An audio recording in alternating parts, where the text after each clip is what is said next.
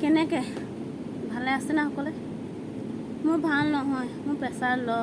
সেয়া লোকেল ডিম চাহ একাপ আৰু ৰুটি দুটা খাব লৈছোঁ। কৈছে হাঁহ মাংস খাবৰ কাৰণে কৈছে, পাৰ মাংস খাবৰ কাৰণে কৈছে, লোকেল ডিম খাবৰ কাৰণে কৈছে, প্ৰেছাৰটো বঢ়াবৰ কাৰণে। মানুহে প্ৰেছাৰ ষ্ট্ৰ'ক হৈ মৰিছে, মোৰ প্ৰেছাৰ ল'হে হৈ গৈছে। চিন্তা কৰি হৈছে, গম পায় নে নাপায়? ইমান চিন্তা হৈ গৈছে। কিন্তু আমাৰো গোট আছে না, আমাৰো চিন্তা এটা আছে নাই? সেইকাৰণে ওচৰৰ গোটত মামাই বোলে এটা গান বহুত ভাইৰেল হৈ আছে, দে মামা ফুলাই দে, কপালখন ফুলাই দে, 10,000 কমটো একাউণ্টত ভৰাই দে, এনেকুৱা এটা গান গাইছিলে নাই মানুহজনী?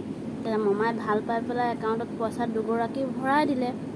ভৰাই দিয়াৰ পিছত মানে সিহঁতে আকৌ লগৰখিনি গৈ পেলাই ক'লে, 8গৰাকী গৈ পেলাই ক'লে আমাৰ একাউণ্টত 10,000 টকা সোমালে। তাৰপিছত বাকীকেইটাক বৰফি, মিষ্টি, ৰসগোল্লা খোৱালে পাৰ্টিৰ কাৰণে। এতিয়া বাকীখিনিতো এতিয়া 10,000 টকা ভাগ খুজিছে নহয়। তাই কৈছে কি, মই 10,000 টকা মোৰ নিজৰ পাৰ্চনেলি একাউণ্টত পাইছোঁ, মই তহঁতিক কেলৈ দিম? তহঁতি পাবি নহয়, মামাই দিব নহয় এনেকৈ ক'লে। কৈছে মামাই দিয়ে না নিদিয়ে কোনো খবৰ নাই বোলে। মাইক্ৰ' ফাইনেন্সৰ কি কৰিলে দেখিলি নাই? 2-3গৰাকীক দিলে, বাকীখিনি নিদিলে। সেই তেনেকুৱা হ'ব, সেইকাৰণে আমাক ভগাই দে।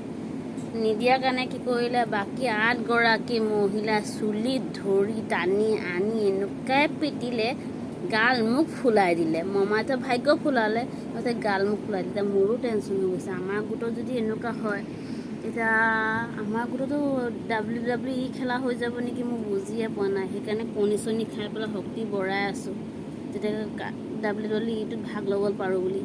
সেইকাৰণে টেনশ্যন হৈ গৈছে, প্ৰেছাৰটোও ল' হৈ গৈছে।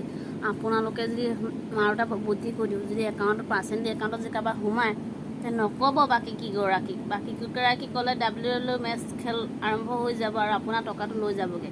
সেইকাৰণে ভাল বুদ্ধি দিছোঁ, যদি সোমায়ো যদি মনে মনে থাকিব। যেতিয়া দেখি 10গৰাকী সোমাই গ'ল, তেতিয়াহে আপুনি ক'ব মোৰো সোমালে বুলি। নহ'লে আপোনাৰ এজনকতো ভাগ্য ফুলালে, লগৰ গোটৰ মহিলাকেইটা তাই মুখ কপালহে ফুলাই দিলে। সেইকাৰণে সকলোকে কওঁ যাতে অকণ বুদ্ধিটো খটাই কাম কৰিব। মামাইতো ভাগ্য ফুলাব, লগৰখিনি গাল মুখে ফুলাব।